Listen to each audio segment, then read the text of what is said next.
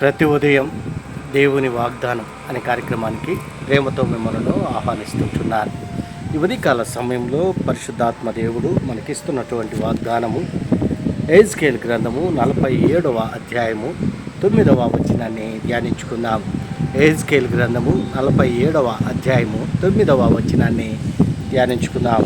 ఈ నది ఎక్కడికి పారునో అక్కడ సమస్తమును బ్రతుకును. క్రీస్తునందు ప్రేమైన దేవుని బిడ్డలారా, ఈ ఉదయకాల సమయంలో పరిశుద్ధాత్మ దేవుడు మనకిస్తున్నటువంటి వాగ్దానము, ఈ నది ఎక్కడికి పారునో అక్కడ సమస్తమును బ్రతుకును.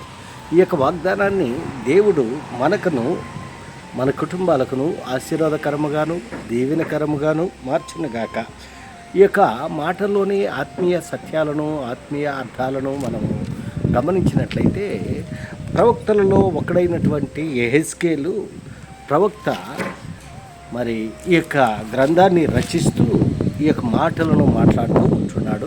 క్రీస్తు పుట్టుక మునుపు 586వ సంవత్సరములో యెరూషలేము పతనమైన తర్వాత ఎహెజ్కేలు ప్రవక్త బబులోను చెరలో జీవించాడు. ఎహెజ్కేలు ప్రవక్త బబులోను చెరలో జీవించాడు. బబులోను చెరలో ఉన్న ప్రజలను ఉద్దేశించి మరియు యెరూషలేములో ఉన్న శ్రేష్ఠ ప్రజలను ఉద్దేశించి ఎహెజ్కేలు ప్రవచిస్తూ ఉంటున్నాడు.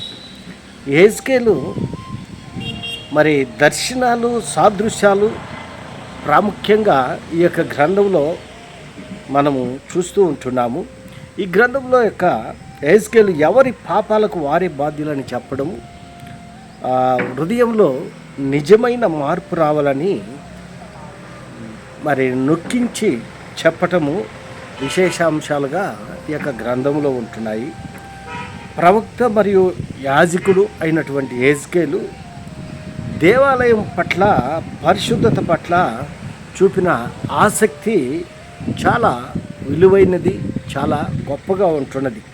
మరి ఈ యొక్క గ్రంథంలో మనం గమనించినట్లయితే మరి యెరూషలేము వినాశనం గురించి మనం ఇక్కడ చూస్తూ ఉంటున్నాం. ప్రాముఖ్యంగా యెరూషలేము పైన మరి శత్రువులు మరి దండెత్తి యెరూషలేమును నాశనము చేసినట్లుగా మనం చూస్తుంటున్నాం. యెరూషలేము అనగా దేవుని యొక్క పట్టణము, దేవుడు ప్రేమించి ఇశ్రాయేలు ప్రజలకు ఇచ్చినటువంటి దేశము యెరూషలేము దేశము. అలాంటి యెరూషలేము దేశాన్ని, యెరూషలేము ప్రాంతాన్ని నాశనము చేసినట్లుగా మనం చూస్తుంటాం. నాశనం అయిపోయినటువంటి ఆ పట్టణమును గురించి మరి అక్కడ ఉన్నటువంటి ప్రజల గురించి ఎహెజ్కేలు ప్రవక్త ప్రవచిస్తూ ఉంటున్నాడు. క్రీస్తునందు ప్రేమైన దేవుని బిడ్డలారా, దేవుని నమ్మినటువంటి బిడ్డల పట్ల దేవుడు ఎలాంటి ప్రేమ కనపరుస్తూ ఉంటున్నాడో, ఎలాంటి ప్రేమను చూపిస్తూ ఉంటున్నాడో, మరి ఇశ్రాయేలు ప్రజల పట్ల ఏ రీతిగా దేవుడు ఆదరణకర్తగా ఉంటున్నాడో మనం అర్థం చేసుకోగలము. అదే రీతిగా దేవుడు మన పట్ల కూడా అలాంటి దయా కరుణ జాలి కలిగినటువంటి దేవుడుగా ఉంటున్నాడు. మరి ఈ యొక్క ఉదయకాల సమయంలో ఈ మాటలు వింటున్న నీవు నేను ఆయన ఎందుకు భయభక్తులు కలిగి ఆయన త్రోవల్లో మనం నడిచినట్లయితే ఆయన కృప మనల్ని విడిచిపోదు.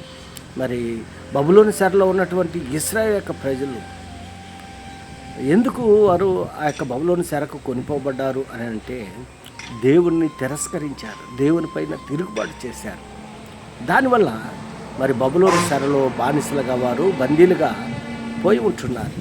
క్రీస్తునందు ప్రేమైన దేవుని బిడ్డలారా, దేవుని యందు మనం భయభక్తులు కలిగి ఉన్నట్లయితే మరి సాతాను పైన జయాన్ని విజయాన్ని మరి ఇచ్చేటువంటి దేవుడు మన దేవుడు. అందుకే ఇక్కడ అంటున్నాను, ఈ నది ఎక్కడికి పారునో అక్కడ సమస్తమును బ్రతుకును. మరి ఆత్మీయ సత్యాలు ఆత్మీయ అర్థాలు అనేకములుగా ఉంటున్నాయి.